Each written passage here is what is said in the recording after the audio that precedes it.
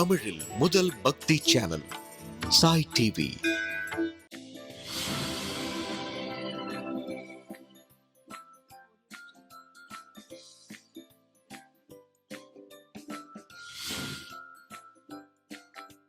Hi குட்டீஸ், welcome to Sai TV சுட்டீஸ் நேரம். குட்டீஸுக்கு இன்னைக்கு ராமாயணம் கதை கேட்க ரெடி ஆகிருப்பீங்க அப்படின்னு நினைக்கிறேன். நானும் உங்களுக்காக கதை சொல்கிறதுக்காக ஏதோ ரெடியாகி வந்துட்டேன். ஆமாம், ஆனால் நம்ம ஏதோ ஒன்று மிஸ் பண்ணிட்டோமே. எஸ், உங்கள் ஃப்ரெண்ட்ஸில் நமக்கு பிடிச்ச நிறைய குட்டீஸ் இன்னைக்கு பர்த்டே கொண்டாடுவாங்கல்ல, அவங்களுக்கு எல்லாருக்கும் சூப்பராக ஒரு விஷ் சொல்லிடலாம். நேத்தி கூட பர்த்டே போயிருக்கலாம், இல்லை இந்த வீக்கில் முதல்ல கூட பர்த்டே போயிருக்கலாம் இல்லையா? ஸோ அவங்களுக்காக நம்முடைய சாய் டிவியின் சார்பாக இனிய பிறந்த நாள் நல்வாழ்த்துக்கள் சொல்லியாச்சா? ஸோ நீங்களும் உங்கள் ஃப்ரெண்ட்ஸ் எங்கே இருந்தாலும் சரி அவங்களுக்கெல்லாம் பர்த்டே விஷ் சொல்லிடுங்க, சரியா? சரி, இப்போ நம்ம கதை கேட்டுக்கிட்டு இருக்கோம், ராமாயணம் கதை கேட்டுட்டு இருக்கோம். ராமாயணத்தில் நம்ம எதுக்காக ராமாயணம் கேட்கணும் அப்படின்னாக்க, ராமாயணம் வந்து ஒரு பெரிய எப்பிக், பெரிய ஸ்டோரி தான். அது நிறைய காண்டங்களாக அது பிரிக்கப்பட்ட ஸ்டோரி. காண்டம் அப்படின்னு சொல்லுவாங்க. பாலகாண்டம், அயோத்தியா காண்டம், கிஷ்கிந்தா காண்டம், ஆரண்ய காண்டம் அப்படின்னு ஒரு ஒரு காண்டமா பிரிக்கிறாங்க இல்லையா? அப்படி பிரிச்சு தான் வந்து வால்மீகி ஒரு ஒரு சாப்டரா பிரிச்சு எழுதியிருக்கார். அதுதான் நம்ம பார்த்துட்டு இருக்கோம். இப்போ சோஃபார் நம்ம என்ன பார்த்துருக்கோம் அப்படின்னாக்கா, பாலகாண்டம், அதாவது ராமர் வந்து பிறந்து வளர்ந்து எங்க பிறந்தாரு எங்க வளர்ந்தாரு அதெல்லாம் பார்த்தாச்சு. அதுக்கப்புறம் எஸ், சீதையை கல்யாணம் பண்ணிக்கிற வரைக்கும் பாலகாண்டத்துல பார்த்துட்டோம். அதுக்கப்புறம் அயோத்தியா காண்டம், அயோத்தியால என்னென்ன நடக்குது அதெல்லாம் அயோத்தியா காண்டத்துல பார்த்தாச்சு. அடுத்தது ஆரண்ய காண்டத்துல இருக்கும். ராமர் வந்து காட்டில் இருக்கும்பொழுது ராமர், லக்ஷ்மணர், சீதை வந்து காட்டுக்கு வந்துட்டாங்க. அப்போ என்னெல்லாம் நடக்குது காட்டில், அவங்க என்னெல்லாம் ஃபேஸ் பண்ணுறாங்க, எப்படி இருக்காங்க அந்த 10 years, இதை பற்றின கதை தான் வந்து ஆரண்ய காண்டத்தில் வால்மீகி ரொம்ப அழகாக எழுதியிருக்காரு. இதெல்லாம் வால்மீகி எப்படி எழுதினாரு அப்படிங்கிற டவுட் உங்களுக்கு வருதா? அப்போது நீங்கள் முன்னாடி நடந்து நான் சொல்லியிருக்கேன் உங்களுக்கு, வால்மீகி வந்து ஒரு திருடனாக இருந்தார். அவர் வந்து நாரதர் மூலமாக அவருக்கு உபதேசம் கிடைச்சி அவர் ராம் ராம் ராம் ராம் ராம் சொல்ல ஆரம்பித்தார். ஒரு முனிவரானார். திருப்பி நாரதரே வந்து எடுத்து கொடுத்து ராமாயணத்தை எழுத சொன்னார். அதனால தான் வால்மீகி வந்து ராமாயணத்தை எழுத ஆரம்பித்தார். அவருடைய ஞான திருஷ்டியினால், அதாவது அவருடைய தவத்தின் வலிமையினால், அவர் அதே சமகாலத்திலேயே நிகழ்ந்தது தான் ராமாயணம். அது எல்லாத்தையும் தன்னுடைய ஞானத்தினால, தன்னுடைய பகவான் கொடுத்த அருளால, அனுகிரகத்தினால நேர பார்த்தா மாதிரி நடந்த மாதிரி எல்லாமே அப்படியே சீன் பை சீனா அவர் கண்ணு முன்னாடி வர ஆரம்பிச்சுதான். அப்படி வந்ததை அவர் அப்படியே ஸ்கிரிப்டா அப்படியே சான்ஸ்கிரிட்ல ஸ்லோகங்களாக எழுதி வச்சிருக்காரு. நடந்தது அத்தனையும் வந்து எழுதியிருக்காரு. அதைத்தான் நம்ம வால்மீகி ராமாயணம் அப்படின்னு சொல்றோம். பல வருஷங்களுக்கு முன்னாடி நடந்தது தான் இந்த ராமாயணம், நிஜமாக நடந்தது. அதற்கான சான்றுகள் வந்து இப்போவும் வந்து நம்ம எல்லா இடங்களிலும் பார்க்கலாம். இது நிஜமாக நடந்த விஷயம்தான் ராமாயணம். அதனால யார் எது சொன்னாலும் சரி நம்பக்கூடாது. நீங்க அவங்களுக்கெல்லாம் சொல்லணும், இல்லை இல்லை, ஸ்ரீராமர் வந்து மகாவிஷ்ணுவினுடைய அவதாரமாக நமக்காக பூமிக்கு அவதரித்தார். நமக்காக, நம்மை காப்பதற்காக ஒரு மனிதன் வந்து எப்படி வாழணும், எப்படி வந்து ஒரு மனிதன் அப்பா கிட்ட எப்படி நடந்துக்கணும், மனைவியுடன் ஒரு மனைவி அப்படின்ற ஒரு தத்துவத்தோட வாழ்ந்தவர் தான் ராமர். எப்படி வாழணும், ஒரு அம்மாவுக்கு வந்து ஒரு பையன் எப்படி இருக்கணும், பிரதர்ஸோட ஒரு பையன் எப்படி இருக்கணும் அப்படின்னு ராமர் படாத கஷ்டங்களே கிடையாது. இப்படி எல்லாருக்கும், மனிதர்களுக்காக, நமக்காகத்தான் வந்து நம்மள ஒருத்தராக, நம்மை மாதிரியே ஒருவராக பகவானே வந்து இருந்து பிறந்து வாழ்ந்து காட்டிய அந்த வரலாறு, அந்த கதை தான் வந்து ராமாயணம். அதை தான் இப்போ நம்ம எல்லாரும் கேட்டுக்கிட்டு இருக்கோம். ஸோ இப்போ நம்ம எல்லாருக்கும் புரிஞ்சிருக்கும் ஏன் ராமாயணம் கேட்கணும்னு. யார் உங்ககிட்ட என்ன சொன்னாலும் சரி, நீங்கள் எல்லார்கிட்டையும் பேசணும். இல்லை இல்லை, நாங்கள் ராமாயணம் பார்க்குறோம், எங்களுக்கு கதை தெரியும் அப்படின்னு சொல்லிட்டு நீங்கள் டக் டக் டக்குன்னு எடுத்து சொல்லிடணும். அதுக்காகத்தான் உங்களுக்கு நான் டீட்டெயிலாக சொல்லிக்கிட்டு இருக்கேன். சரி, ஆரண்ய காண்டம் சொன்னேன். ஆரண்ய காண்டத்தில் ராமர், லக்ஷ்மணர், சீதை வந்தாங்கன்னு சொன்னேன். பஞ்சவடிக்கு வந்தாங்கன்னு சொன்னேன். ஞாபகம் இருக்கா உங்களுக்கு? ஒவ்வொரு முனிவராக பார்த்துட்டு வந்தாங்க. அகஸ்தியரை பார்த்தாங்க. அகஸ்தியரை பார்த்துட்டு கேட்டாங்க, நாங்கள் எங்கே போகணுன்னா அவங்க பஞ்சவடிக்கு போக சொன்னார். பஞ்சவடிக்கு வந்தாங்க. அழகான ஒரு சமயத்தில் சூர்பனகை வந்தா, ஞாபகம் இருக்கா? மூக்கு காதெல்லாம் கட் பண்ணி அனுப்பிட்டாரு லக்ஷ்மணர். அதுக்கப்புறமா கரதூஷணர்கள் 2 பேர் வந்தாங்க. கூடவே 14,000 வீரர்கள் வந்தாங்க. அந்த அத்தனை அரக்கர் சேனையும் ராமர் வந்து 1.5 முகூர்த்த காலத்துல வந்து அழித்து விட்டார். அவர்கள் எல்லாம் பயந்து ஓடி போயிட்டாங்க. ஜனஸ்தானம் அப்படிங்கிற அரக்கரோட அந்த இடமே வந்து அழிந்து போனது. அரக்கர் தேசமே அழிந்து போச்சு. அப்ப என்ன ஆச்சு? சூர்பனகை போய் ராவணன் கிட்ட போய் சொல்லிட்டு உன்னுடைய நாட்டில் இப்படிலாம் நடக்குது, நீ என்ன ஒரு மன்னனா, நீ அரக்க மன்னனா, உன்னுடைய சேனைகள் அத்தனை பேரும் அழிந்து போய்விட்டார்கள், 2 மானிடர்கள் வந்து எல்லாரையும் அழிச்சிட்டாங்க, உனக்கு சாமர்த்தியமே பத்தலையே அப்படின்னு சொல்லி அவள் தானே சொல்கிறா. அப்புறம் அவள் தான் சொல்கிறா வந்து அங்கே வந்து ஒரு சீதைன்னு ஒருத்தி இருக்கா, அவளை வந்து உனக்கு நான் மனைவி ஆக்கணும்னு நினச்சேன், அதுக்காக நான் போனேன் கேட்கறதுக்கு, என்னை இந்த மாதிரி அவமானப்படுத்தி அனுப்பிட்டாங்க, நீ அந்த சீதை அங்கே இருக்க வேண்டிய ஆளே இல்லை, இங்கே இருக்க வேண்டியவ, அதனால நீ போய் சீதையை தூக்கிட்டு வா அப்படின்னு சூர்பனகை சொன்னதுக்கு அப்புறம் தானே ராவணன் வந்து மாரிசனோட வந்து ஒரு தேர் எடுத்துகிட்டு போய் மாரிசன் வந்து ஒரு மானாக, ஒரு ஃபேக் ஒரு மானாக போய் மாரிசன் மூலமாக என்னாச்சு, இப்போ ஆசிரமத்துக்கு வந்துட்டான். அந்த ராவணன் சீதையை பார்க்குறான், சீதை கிட்ட பேசுகிறான், அவனுடைய சுய உருவத்தை காமிக்கிறான். எத்தனை 10 தலைகளோட 20 கைகளோட சீதையை பார்த்து தன்னுடைய தான் யார் அப்படிங்கிறத சொல்லி மிரட்டுறான்.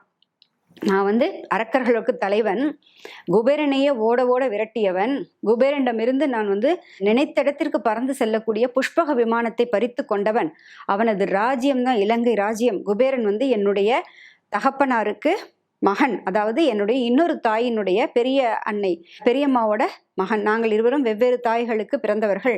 அப்படிப்பட்ட குபேரனுடைய ராஜ்யமே என் கையில் இருக்கு. குபேரனே என்னை பார்த்து பயந்து ஓடி போயிட்டான், அத்தனை தேவர்களும் என்னை பார்த்து பயப்படுவாங்க. நான் சொன்னால் சூரியன் நிற்கும், நான் சொன்னால் சந்திரன் வந்து தன்னுடைய கிரகணங்களை மறைத்து கொள்ளும், நான் சொன்னேன்னா எந்த நதியும் வந்து அமைதியாக இருக்கும், எனக்கு யாராலையுமே அழிவு கிடையாது. அப்படி ஒரு வரம் வாங்கி வந்திருக்கேன். 10,000 வருடங்கள் தவம் செய்து வரம் வாங்கி வந்தவன் ராவணன் இல்லையா? தன்னுடைய பெருமைகள் அத்தனையும் சொல்லி, நீ எப்படி காட்டில் வந்து ஒரு பெண்ணுடைய பேச்சுக்காக பயந்து போய் காட்டில் இருக்கக்கூடிய அலைந்து திரிந்து தவசியாக இருக்கக்கூடிய ராமனை போய் எப்படி நீ வந்து உன்னுடைய கணவன்னு சொல்ற? நீ வந்து மகாலட்சுமிக்கு ஒப்பாக நீ அவ்வளோ பேரழகியாக இருக்கிறாய், நீ வந்து பெரிய நந்தவனத்திலையும் நீ பெரிய அரண்மனையிலும்ல இருக்க வேண்டியவ, நீ போய் இந்த காட்டில் போய், அதுவும் கொடிய மிருகங்கள் இருக்கக்கூடிய காடு, இங்கே வெறும் தவசி தான் இருப்பாங்க, இந்த காட்டுல எதுவுமே கிடையாது, இந்த காட்டுல போய் நீ ஏமா இருக்க, நீ வந்துரு என் கூட, நான் உன்னை மனைவியாக ஆக்கிக் கொள்கிறேன், நீ என்ன கணவனா ஏத்துக்கோ, நீ இங்க இருக்க வேண்டிய இடமே கிடையாது, உன்னை வா இலங்கைக்கு அழைத்து போறேன். இலங்கை வந்து எவ்வளோ வந்து வசதியான பட்டணம் தெரியுமா, அவ்வளவு அழகான ஒரு இடம், உனக்கு ரொம்ப பிடிக்கும், என்னுடைய ராணிகள் பல ராணிகள் எனக்கு உண்டு, அத்தனை ராணிகளையும் உனக்கு சேவகம் செய்ய வைக்கிறேன், அதனால் நீ என்னுடன் கிளம்பி வந்துரு அப்படின்னு சொல்றான் ராவணன். யாரை பார்த்து? சீதையை பார்த்து. அப்ப சீதை என்ன சொல்றா, குபேரன் வந்து முக்கியமானவர் இல்லையா, தெய்வங்கள்ல ஒருத்தர், தேவர்கள்ல ஒருத்தர், அப்பேற்பட்ட குபேரனுக்கு தம்பியாக பிறந்து நீ இவ்வளவு கீழ்த்தரமாக நினைக்கிறியா? நீ என்ன நினைச்சு கொண்டிருக்க என்னோட கணவரை பத்தி? உனக்கு என்ன தெரியும் என்னோட கணவரை பத்தி? கந்தர்வர்களாலும் தேவர்களாலும் அத்தனை விதமான தெய்வங்களாலும் தோற்கடிக்க முடியாத பராக்கிரமசாலி என்னுடைய கணவர். அவருடைய வில்லுக்கு, அவருடைய ஒரு அம்புக்கு, ஒரு பானத்திற்கு உன்னால் பதில் சொல்ல முடியாது. அவர் வந்து மலை என்றால் நீ மடு, நீ வந்து அவர் சமுத்திரம் என்றால் நீ நீரோடை, அவர் சிங்கம் என்றால் நீ நரி, குள்ள நரித்தனமா தானே இப்ப வந்திருக்க அப்படின்னு ஒவ்வொரு விஷயத்தையும் வந்து எடுத்துக்காட்டு சொல்லி சொல்லி சொல்லி, ஒரு எக்ஸாம்பிள் சொல்லி சொல்லி, அவர் எங்க நீ எங்க, அவர் எங்க நீ எங்கன்னு அவ விடாம அப்படியே மூச்சு விடாம பேசுறா சீதை. அப்படிப்பட்ட இவ்வளவு கீழ்த்தரமான புத்தி இருக்கக்கூடியவன் நீ வந்து என்கிட்ட பேசுறியா?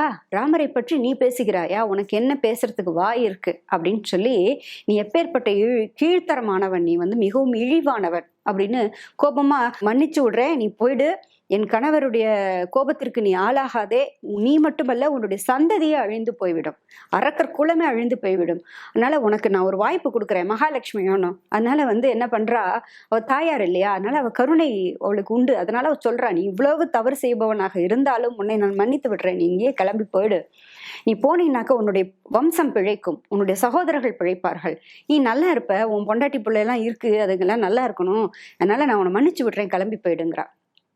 அப்போ இன்னும் கோபம் அதிகமாயிடுறது ராவணனுக்கு. அதனால அவன் ராவணன் வந்து யாரை பார்த்து என்ன வார்த்தை சொன்ன அப்படின்னு சொல்லி கர்ஜிக்கிறான். கர்ஜிச்ச உடனே என்ன பண்றான்னா, அவன் நினைத்த மாத்திரத்தில் அந்த இடத்திற்கு ஒரு தேர் வந்து நிற்கிறது. ஒரு தேர், அந்த தேர் வந்து எப்படிப்பட்ட தேர் அப்படின்னாக்க, கோவேறு கழுதைகள் பூட்டப்பட்ட தேர். அது வந்து மனோரதம் வேகத்தில் வந்து பறந்து செல்லக்கூடியதாம் ஆகாயத்துல. அந்த தேரோட ஓனர் யாரு? ராவணன்.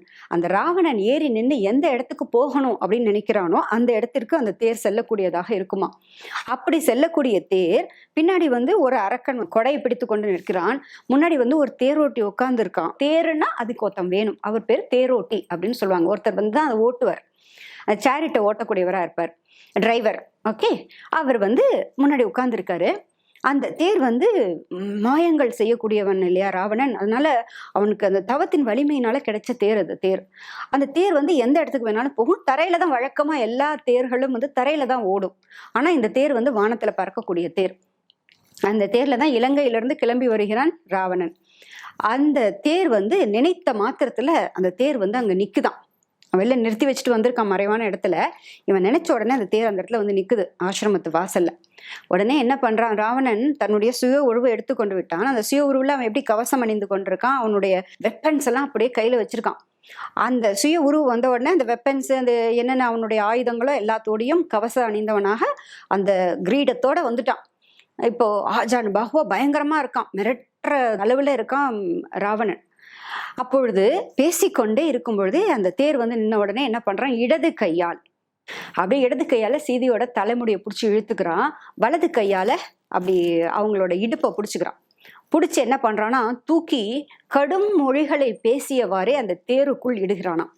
அப்படி கோபம் அவனுக்கு அப்படியே அதிகமா கோபம் வருது. ராமரை பத்தி சொல்ல சொல்ல இவள் பேச பேச நீ அழிந்து விடுவாய்ன்னு சொல்ல சொல்ல, அரக்கன் தானே, அரக்கர்கள் என்றாலே வந்து கெட்ட குணங்கள் நிரம்பியவர்களாகத்தானே இருப்பார்கள். அவன் என்ன பண்றான்னா அவன் கோபம் அதிகமாகி கடும் மொழி கடுஞ்சொற்களை சொன்னவாறே சீதையை தூக்கி அந்த ரதத்துக்குள்ள இப்படி போடுறான். இப்படி தூக்கி போடுறான். போட்ட உடனே இப்படின்ன உடனே அது அப்படியே ஆகாயத்துல கிளம்பி அந்த தேர் கிளம்பி அப்படியே ஆகாயத்துல அப்படியே போக ஆரம்பிக்குது. இப்போ வந்து சீதை என்ன பண்றா, சீதை கதறுகிறாள். என்ன சொல்லி கதறா அப்படின்னாக்க, ஏ லக்ஷ்மணா, நான் உன்னை வந்து இந்த மாதிரி நிர்பந்தித்து உன்னை நான் அனுப்பிவிட்டேனே, உன்னை நிந்தித்து அனுப்பினேனே, அதற்கான தண்டனையா எனக்கு இது அப்படின்னு சொல்லி, தர்மசீலரே, தர்மத்திற்காகவே அவதாரம் செய்தவரே, ஸ்ரீராமரே எங்கிருக்கிறீர்கள்? உங்கள் மனைவியை வந்து ஒரு அரக்கன் இழுத்து கொண்டு போறான், இதை நீங்க பார்த்து கொண்டு அமைதியாக இருக்கிறீர்களா? ராமா நீங்க எங்க இருக்கீங்க அப்படின்னு அவ கதறா. சீதை வந்து கதறுகிறாள். ஒவ்வொருத்தரையா சொல்லி சொல்லி கதறுகிறாள். கைகேயி நினைத்தது வந்து நடந்து விட்டதே, இதற்காகத்தான் கைகேயி வந்து காட்டிற்கு அனுப்பினார்களா? கைகேயி நினைத்தது நடந்து விட்டதே அப்படின்னு சொன்ன உடனே சுற்றி இருக்கக்கூடிய மரங்களை பார்க்கிறா. மரங்கள் பூக்கள் பூத்து குலுங்கக்கூடிய மரங்களை பார்த்தோன்னே, மரங்களே, ஏ பூக்களே, நீங்கள்லாம் சாட்சியாக இருக்க மாட்டீர்களா? ஏ வனத்துல இத்தனை தேவதைகள் குடிக்கொண்டு இருக்கிறீர்களே, உங்களுக்கு என்னை பற்றி தெரியாதா? நீங்கள் அத்தனை பேரும் வேடிக்கை பார்த்து கொண்டிருக்கிறீர்களே, நீங்கள்லாம் தடுக்க மாட்டீர்களா அப்படின்னு சொல்லி கதறுகிறாள். கதறின உடனே அவ சொல்றாளாம், அந்த மரத்தையும் அந்த பூக்களையும் அந்த வனதேவதைகளையும் பார்த்தவாறு சொல்கிறாள், நீங்கள் அத்தனை பேரும் ராமருக்கு சாட்சியாக சொல்லுங்கள், இந்த அரக்கனால் நான் கொண்டு செல்லப்பட்டேன், கடத்தப்பட்டேன் என்பதை நீங்கள் அத்தனை பேரும் சாட்சியாக சொல்ல வேண்டும் அப்படின்னு சொல்லி கதறுகிறாள் சீதை. மேல அந்த தேர் மேல போக போக அந்த மரங்களை ஒட்டி அப்படியே மேல பறந்து போகுது. பறந்த உடனே சீதை இதெல்லாம் இந்த சுற்றி இருக்கக்கூடிய எல்லாத்தையும் பார்த்து அவ கதறிக்கொண்டே இருக்கா. ராமா லக்ஷ்மணா, உங்களுக்கு என்னுடைய குரல் கேட்கலையா? நான் வந்து நீங்க எங்க போயிட்டீங்க, நீங்க பக்கத்துல இல்லையா, வந்து என்னை காப்பாற்ற முடியாதா அப்படின்னு சீதை கதறிக்கொண்டே இருக்கா. அந்த நேரத்துல உடனே அவளோட கோபம் வந்து ராவணன் மேல திரும்புது. உடனே ராவணனை பார்த்து நீ அழிந்து போய் விடுவாயின்னு திருப்பி ராவணனை வந்து சபிக்க ஆரம்பிக்கிறா. ராவணனை வந்து திட்ட ஆரம்பிக்கிறா. ராவணன் மேல கோபமாக வார்த்தைகளை வந்து சொல்றா. என்னுடைய கணவர் இருக்கும்போது அழைத்து கொண்டு செல்வதற்கு என் கணவர் முன்னாடி உனக்கு இந்த சிந்தனை கூட வரவிட மாட்டார். அவருடைய பானத்தை உன்னால் நேருக்கு நேர் நின்று பார்க்க முடியாது. யமனே தூக்கி சென்றாலும் கொண்டு வந்து விடுவார் பராக்கிரமசாலி என்னுடைய கணவர். உனக்கு என்னோட கணவரை பத்தி தெரியல. உன்னுடைய அழிவு காலத்தை நீயே எழுதி கொண்டிருக்கிறாய். என்னைக்கு உன்னோட மரணம் நேரும் அப்படிங்கிற அந்த தேதியை நீ குறித்து கொண்டுதான் இந்த இடத்துல இருந்து என்னை கூட்டி கொண்டு போகிறாய். நீ எனக்கு கடத்திட்டு போறதுனால உன்னால வந்து எதையுமே சாதிக்க முடிய போறது கிடையாது. நீ நினைக்கிறது எதுவுமே நடக்காது ராவணா. ஏன் இந்த பகல் கனவு காண்கிறாய்? நீ இப்பவாவது உனக்கு நல்ல புத்தி வேணும், நீ என்னை இறக்கி விட்டுடு அப்படின்னு கேட்கிறா. அவன் வந்து ராவணன் வந்து பெருசா சிரிக்கிறான். அவன் வந்து சிரிச்சு நீ என்ன புலம்புறியோ புலம்பிக்கோ அப்படிங்கிற மாதிரி ராவணன் நின்று கொண்டு இருக்கிறானா. இந்த தேர் சென்று கொண்டே இருக்கிறது. அப்பொழுது அவர் பார்க்கிறார், கீழே வந்து ஒரு மரத்துல வந்து ஜடாயுவை நம்பிதானே விட்டுட்டு போனார் ராமர் இல்லையா? ஜடாயுவை நம்ம பார்த்தோம் இல்லையா? ஜடாயு வந்து யாரு? ஆமா, கருடனுடைய சகோதரர் அருணன். அவருக்கு பிறந்த வந்து ஜடாயு வந்து கழுகுகளின் அரசன் அப்படின்னு சொல்லக்கூடியவர். அவர் தான் வந்து அந்த மரத்துல உட்கார்ந்துருக்கார். ரொம்ப வயசானவர், தசரதரின் நண்பர் அப்படின்னு சொன்னார் இல்லையா? ராமரை பார்த்த போது முன்னாடி ராமர் லக்ஷ்மணர் சீதை 3 பேரும் பஞ்சவடிக்கு வந்தாங்க. அப்ப பஞ்சவடிக்கு வந்த போது யாரை சந்திச்சாங்க? ஜடாயுவை சந்திச்சாங்க. அப்போ ஜடாயு என்ன சொல்லிச்சு? நீ என்னை பார்த்து பயப்படாதே, நான் வந்து அரக்கன்லாம் கிடையாது, நான் வந்து பருந்து, நான் வந்து கழுகு, வயசானவானா, நான் வந்து என்னுடைய பெயர் வந்து ஜடாயு, என்னுடைய சகோதரனின் பேரு சம்பாதி அப்படின்னு சொல்லிச்சு இல்லையா? அப்போ வந்து அது என்ன சொல்லிச்சு? அந்த பேர்டு வந்து என்ன சொல்லிச்சு ராமர்கிட்ட? நான் வந்து சீதைக்கு காவலாக இருப்பேன், நீங்கள் வந்து காட்டிற்குள்ளே செல்லும் பொழுது நான் சீதையை பார்த்து கொள்வேன் அப்படின்னு சொல்லிச்சு இல்லையா ஜடாயு. அதனால அந்த ஜடாயு தூங்கி கொண்டிருக்கான் மரத்தின் மேல. அப்பொழுது சீதை போன உடனே சீதை ஜடாயுவை பார்த்துட்டாங்க. பார்த்த உடனே சீதை என்ன சொல்றா, ஏ கழுகரசனே, என்னுடைய மாமனாரினுடைய தோழனே, உற்ற தோழனே, என்னுடைய நிலையை பார்த்தாயா? இந்த அரக்கன் என்னை கொண்டு போகிறான், என்னுடைய கணவருக்கு நீ சொல்வாயா? என்னுடைய கணவரோ லக்ஷ்மணரோ இருந்தால் வந்து இந்த மாதிரி ஒரு நிலை எனக்கு ஏற்பட்டிருக்குமா, நீ பாத்தியா அப்படின்னு பார்த்து புலம்புறா. ஜடாயுவை பார்த்த உடனே தூங்கி கொண்டிருக்கக்கூடிய ஜடாயு வந்து முழித்து பார்க்கிறார். அதுவே வயசான பறவை. அது அந்த பறவை வந்து முழித்து பார்க்கிறது. பார்த்த உடனே அது பறக்க ஆரம்பிச்சிருச்சு. மரத்து மேல ஒரு கிளையில உட்காந்துருக்கு. இந்த தேர் போய் கொண்டிருக்கு. அது பறந்து வந்து அந்த தேர்கிட்ட வந்துடுது அந்த ஜடாயு. வந்த உடனே அந்த ஜடாயு வந்து இவன் அரக்கனிடம் பேசுகிறது. யாருக்கிட்ட? ராவணன் கிட்ட. ராவணன் கிட்ட அந்த ஜடாயு பேசுறாராம். என்ன சொல்றாரு அப்படின்னாக்க, ஏ அரக்கர் கோனே, அரக்கர் தலைவனே, உனக்கு ஏன் இந்த சிறு புத்தி? ராமர் எப்பேற்பட்ட பராக்கிரமசாலின்னு உனக்கு தெரியுமா? அவருடைய வில்லுக்கு அவருடைய ஒரு பானம் வந்து, அவர் ராமர் விட்ட பானம் என்பது திரும்பி வந்ததாக சரித்திரமே கிடையாது. அப்படிப்பட்ட மிகச்சிறந்த வீரத்தில் சிறந்தவர் அவர். தர்மத்தினுடைய காவலர் அவர். தர்மத்திற்காகவே வாழக்கூடியவர். தர்மத்திற்காகவே நமக்குள் ஒருவராக அவதரித்திருப்பவர். அப்பேற்பட்ட ஸ்ரீ ராமச்சந்திரமூர்த்தி அவர் வந்து 7 உலகங்களிலும் நீ தேடினாலும் அந்த மாதிரி ஒரு ஒப்பான ஒரு வீரரை நீ பார்க்கவே முடியாது. அப்படி ஒரு மனிதர்களுள் அவர் சிறந்தவர், மாணிக்கம் போன்றவர். அப்பேற்பட்டவரனுடைய மனைவியை வந்து நீ கவர்ந்து செல்கிறாய், இது மிகப்பெரிய பாவ செயல், அவளை விட்டுவிடு அப்படின்னு முதல்ல நல்ல விதமாக புத்திமதி சொல்கிறது ஜடாயு. ஆனா ராவணன் வந்து கேட்கல. உடனே ராவணனுக்கு கோபம் வந்துடுது. நீ வந்து எப்படி வந்து எனக்கு நீ புத்திமதி சொல்லலாம், உன்னை நான் விடமாட்டேன் அப்படின்னு சொல்லி ராவணன் என்ன பண்றான்னா, அவனிடம் இருக்கக்கூடிய வில் அம்பை எடுத்து விட ஆரம்பிக்கிறான். யார் மேல? ஜடாயு மேல. நிறைய அம்பு வச்சிருக்கானா. அந்த அம்பை விடுறான். ஒரு அம்பு விட்டாக்க அது வந்து 1000 அம்புகளாக மாறி ஜடாயுவை போய் அப்படியே சூழ்ந்துக்குதான். அந்த அம்பு எல்லாம் போய் ஜடாயு மேல சூழ்ந்துக்குது. உடனே ஜடாயுக்கு கோபம் அதிகமாயிடுது. இவன் கிட்ட பேசி பிரயோஜனம் இல்லைன்னு ராவணன் பக்கத்திலேயே சீதை நின்று அழுது கொண்டு புலம்பிக் கொண்டிருக்கா இல்லையா. சீதையை பார்த்த உடனே ஜடாயுக்கு கோபம் அதிகமாகிடுது. இப்படிப்பட்ட நான் இவ்வளவு சொல்லி நீ கேட்க மாட்டேங்கிறேன்னு தன்னுடைய அழகு, அதோட பீக் இருக்கு இல்லையா, முன்னாடி இருக்கும்ல, இப்படி பார்த்துருக்கீங்கல்ல பேர்ட்ஸுக்கெல்லாம், அந்த அழகின் மூலமாக ராவணனை தாக்க ஆரம்பிக்குது. முதல் வேலையாக என்ன பண்ணுதான், அந்த கோவேறு கழுதைகள், அந்த ரதம் போய் கொண்டிருக்கு இல்லையா, அதை பூட்டி கொண்டு போனது கோவேறு கழுதைகளை கொண்டுதான் அந்த ரதம் போய் கொண்டிருக்கு இல்லையா, அந்த கோவேறு கழுதைகளை தாக்க ஆரம்பிக்கிறார் ஜடாயு. அந்த தேரோட்டியை தாக்குறாராம். அவ்வளவு வேக வேகமா தன்னுடைய கால்கள்ல வந்து கூரிய நகங்கள் இருக்கு. ஜடாயுக்கு கால்கள்ல வந்து பெரிய பெரிய நகங்கள் இருக்கான். அந்த நகங்கள் மூலமாக போய் அப்படி பிடிச்சு கவ்வி கவ்வி பிடிச்சி தூக்கி தூக்கி போடுது ஒவ்வொருத்தரையா. அதனால முதல்ல தேரை வந்து டேமேஜ் பண்ணுது ஜடாயு. தேரை வந்து முதல்ல ஓட விடாம பண்றது. பின்னாடி இருக்கக்கூடிய கொடை பிடித்து கொண்டிருக்கக்கூடிய அரக்கனை கொன்னுடுது ஜடாயு. கொன்னதும் சும்மா இல்லாம என்ன பண்ணுதான், ராவணன் மேல பாய்ந்து பாய்ந்து தாக்குகிறது. அதனுடைய அழகை கொண்டு அவனுடைய மூக்கை, உடம்ப, கை, காலு, அந்த கவசத்தை பிடிச்சி கிழிச்சு எடுத்து நகங்களை கொண்டு பண்ணுது. இவனும் சும்மா விடலை. இவனும் மேல மேல அம்புகளை விட்டபடியே இருக்கான். அதாவது ஒரு பறவை என்பது இறக்கைகளால் ஆனது இல்லையா. ஒரு பறவையை பார்த்தீங்கன்னா விங்ஸ் தான் நிறையா இருக்கும். ஜடாயு அப்படிங்கிற பறவை எப்படின்னாக்க ஒரு மெகா சைஸ்ல இருக்கக்கூடிய மிகப்பெரிய அளவிலான ஒரு பருந்து, ஒரு கழுகு தான் ஜடாயு. அந்த ஜடாயுவினுடைய அந்த இறக்கைகளே தெரியாத வண்ணம் அம்புகள் சூழ்ந்திருக்கான். அப்ப எத்தனை அம்புகளை வந்து விட்டுருக்கணும். அத்தனை அம்புகளை தாங்கி கொண்டு அப்படியும் போராடி கொண்டிருக்கு. எப்படியும் உன்னை நான் விடமாட்டேன், என்னால் முடிந்த அளவுக்கு நான் சீதையை வந்து காப்பாற்றுவேன், சீதை என்னுடைய மகாலட்சுமி, அவங்கள வந்து நீ கொண்டு போவதை நான் விடமாட்டேன் அப்படின்னு சொல்லி அந்த ஜடாயு வந்து போராடி கொண்டே இருக்கு ராவணன் மேல. மேல குத்தி குத்தி குத்தி கிழிச்சு, அந்த கவசத்தை கிழிச்சு அதை மேல குத்தின உடனே என்ன ஆயிடுச்சு, இப்போ அந்த தேரோட்டியும் மடிந்து விட்டான். அந்த கழுதைகளும் வந்து எல்லாமே வந்து அப்படியே கட்டாய் கட்டாய் கீழே விழுந்துடுச்சு. இப்ப தேர் எப்படி போகும்? அதனால தேர் பொத்துன்னு கீழே பூமியில விழுந்துடுது. ராவணன் போய் கொண்டிருக்கக்கூடிய தேர் வந்து பொத்துன்னு கீழே விழுந்துடுது. இது வந்து கொஞ்சம் வந்து சீதைக்கு ஒரு சந்தோஷம் கிடைக்குதான். பரவாயில்லையே, இப்போ இவ்வளோ பெரிய முயற்சியில் வந்து ஜடாயு வந்து இந்த அளவுக்கு, இந்த வயசானவராக இருந்தாலும் இவ்வளோ போராடுறாரு அப்படின்னு சீதை மனசுக்குள்ளே நினச்சிட்டு நல்லா இருப்ப அப்படிங்கிற மாதிரி சீதை நினைத்து கொள்கிறாளாம் ஜடாயுவை பார்த்த உடனே. அப்பொழுது வந்து அவ்வளவு அம்புகளோட சூழப்பட்ட ஜடாயு வந்து போராடி கொண்டே இருக்கும்பொழுது ராவணனுக்கு ரொம்ப கோபம் அதிகமாயிடுது. நான் இவ்வளவு அம்புகள் விட்டும் உன்னோட இவ்வளவு கடினமாக நான் போர் செய்தும் நீ ஓய மாட்டேங்கிறியே அப்படின்னு தன்னுடைய வாளை உருவுறான். கீழே விழுந்துடுது தேரு.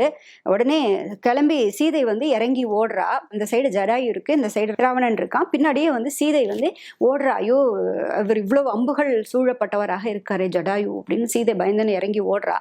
உடனே இவன் என்ன பண்றான், ராவணன் தன்னுடைய வாள் பெரிய ஸ்வாடு வச்சிருக்கான். அந்த வாளை எடுத்து அதோட விங்ஸ் இருக்கு இல்லையா, அது ரெண்டையும் கட் பண்ணிடுறான். அது போராடி கொண்டிருக்கக்கூடிய ஜடாயு பொத்துன்னு கீழே விழுந்துடுது. சீதை பார்த்துட்டு இறங்கி ஓடுறா. இப்படி ஒரு குற்றுயிரும் கொலையுருமாக கிடக்கே அப்படின்னு ஜடாயு கிட்ட போறா. முடிந்த வரைக்கும் போராடுது. அதால போராட முடியல. ராவணனை எதுவும் பண்ண முடியல. ராவணனுடைய வாளுக்கு இரையாகி விட்டது ஜடாயு. இப்போ தீன சுரத்துல வந்து முனகி கொண்டே இருக்கு. அம்மா, என்னால் உங்களை காப்பாற்ற முடியவில்லை, நிச்சயம் ராமர் வருவார், உங்களை காப்பாற்றுவார் அப்படின்னு சொல்லி புலம்பிக் கொண்டே இருக்கு. உடனே சீதை பார்க்கிறாள், பக்கத்தில் இருக்கக்கூடிய மரம், அந்த காடு தானே, அந்த காட்டுல தானே ஜடாயு கீழே விழுந்து கிடக்கு. தேர் விழுந்துடுச்சு. இப்போ ராவணனும் கீழே இறங்கிட்டான். ராவணன் மேலெல்லாம் அப்படியே அலங்கோலமா ஆக்கிடுச்சு ஜடாயு. இப்போ சீதையும் கீழே இருக்கா. உடனே சீதை என்ன பண்றாளா, அது பக்கத்துல இருக்கக்கூடிய ஒரு மரம் இருக்கான், அந்த மரத்தை போய் கட்டி பிடிச்சிக்கிறான். அது எப்படி இருக்குன்னாக்க, அந்த மரத்து மேல ஒரு கொடி படர்ந்து இருந்தா எப்படி இருக்குமோ, எந்த அளவுக்கு அந்த கொடி வந்து அந்த மரத்தை கட்டி கொண்டிருக்குமோ அந்த மாதிரி சீதை வந்து அந்த மரத்தை கட்டிக்கிறா. கட்டிண்டு நான் வரமாட்டேன்னு சொல்லிட்டு திருப்பி புலம்ப ஆரம்பிக்கிறா. ஏ வனதேவதைகளே, ஏ மரங்களே, இத்தனை மரங்கள் நிற்கிறீர்களே, என்னால் தானே இவருக்கு இப்படி ஒரு நிலைமை உண்டாகிற்று, என்னால வந்து ஜடாயுவை இந்த நிலைமையில என்னால பார்க்கவே முடியலையே அப்படின்னு அந்த மரத்தை கட்டி கொண்டு சீதை அழறாளாம்.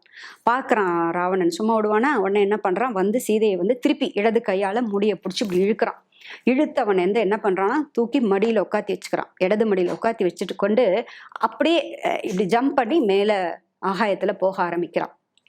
தான் மட்டும் வந்து இவளை சீதையை அழைத்து கொண்டு ராவணன் போக ஆரம்பிக்கிறான். இப்போ வந்து ரொம்ப வேகமா போறான். ஏதாவது வந்து நடுவில் வந்து ஏதாவது இடைஞ்சல்கள் வந்துட்டா என்ன பண்றது? அவனுக்கு கவலை என்னன்னா, ராமர் லட்சுமணர் வந்துட்டா அதுக்குள்ள நம்மளால இந்த இடத்த விட்டு போயிடணும், எப்படியாவது சீதையை கடத்தி கொண்டு போய்விடணும். அதற்குள் ராமர் லட்சுமணர் வந்து விட்டால் என்ன செய்வது? ராமர் லட்சுமணரை ஃபேஸ் பண்றதுக்கு பயம். அதனால அவர் இல்லாத நேரத்துல தானே கொண்டு போகணும்னு வரான். அதனால ஒரு நிமிடம் கூட தாமதிக்க கூடாது அப்படின்னு நினைச்சுக்கிறான் மனசுக்குள்ள. அதுக்காக உடனே என்ன பண்றான், சீதையை மடியில உட்காத்தி வைத்தவாறே வேகமாக வான்வெளியில் பறக்க ஆரம்பிக்கிறான். அப்படியே பறக்கிறான். தாண்டின ஒரு மலை வந்து வருகிறது. அந்த மலையை தாண்டி பம்பா ஏரி வருகிறது. அது வழியாக கடந்து போறான். அப்போ உடனே சீதை வந்து எப்படி போறாள்னாக்க, மஞ்சள் நிறத்துல ஆடை உடுத்தி கொண்டிருக்கா. அவ வந்து மேல போகும்பொழுது அது பார்க்கறதுக்கு எப்படி இருக்குன்னாக்க, அது வந்து சந்திரனும் சூரியனும் சேராத ஒரு காலம், அதாவது வந்து ஒரு அந்தி சாயும் நேரம், ஈவினிங் டயத்துலதான் இது நடக்குது. அதனால அதை பார்க்கும்போது சந்திரனே வந்துடுச்சோ அப்படிங்கிற மாதிரி இருக்காம் சீதையோட அந்த நிறத்தில் இருக்கக்கூடிய அந்த ஆடை. அது பாதி வானத்துல வந்து ஒரு ஆடை மட்டும் பறந்து போனா எப்படி இருக்கும், அந்த மாதிரி ஒரு காட்சியாக இருக்காம் பார்க்கக்கூடியவர்களுக்கெல்லாம். அந்த வனத்தில் தண்டகாரண்யத்தில் இருக்கக்கூடிய முனிவர்கள் எல்லாம், முக்காலம் உணர்ந்த முனிவர்கள் இருப்பாங்க இல்லையா, அவர்கள் எல்லோருக்கும் இதை பார்க்கும் பொழுது மனசுக்கு வந்து ரொம்ப வந்து வருத்தமா இருக்காம். சீதையை வந்து இப்படி கடத்தி இடது கையால பிடித்து 2வது முறையும் தூக்கி கொண்டு போகும்பொழுது அவர்கள்லாம் ரொம்ப மனசால வருத்தப்படுறாங்களாம், ரொம்ப கஷ்டப்படுறாங்களாம். ஆனா ஒரு பக்கம் சந்தோஷப்பட்டாங்களாம். என்னன்னாக்க, அத்தனை அட்டகாசம் செய்து கொண்டிருந்த, அராஜகங்களை செய்து கொண்டிருந்த ராவணனின் இறுதி காலம் முடிவாகி விட்டது. ராவணனின் அழிவு நிச்சயமாகி விட்டது. சீதை மேல கையை வச்சுட்டான், இனிமே ராவணனுடைய வாழ்க்கை அவ்வளவுதான் அப்படின்னு ஒரு பக்கம் அவர்கள் அத்தனை பேரும் மகிழ்ந்தார்களாம். அதே சமயம் இன்னொருவரும் மகிழ்ந்தாராம். யார் அவர்? அடுத்த எபிசோட்ல பார்க்கலாமா? அது வரைக்கும் நீங்க வெயிட் பண்ணும் குட்டீஸ். சரியா? பாய். சாய் டிவி நிகழ்ச்சிகள் உங்களுக்கு பிடிச்சிருக்கா? லைக் பண்ணுங்க, ஷேர் பண்ணுங்க, கமெண்ட் பண்ணுங்க, சப்ஸ்கிரைப் பண்ணுங்க, பக்கத்துல இருக்கிற பெல் சிம்பலை பிரஸ் பண்ணுங்க.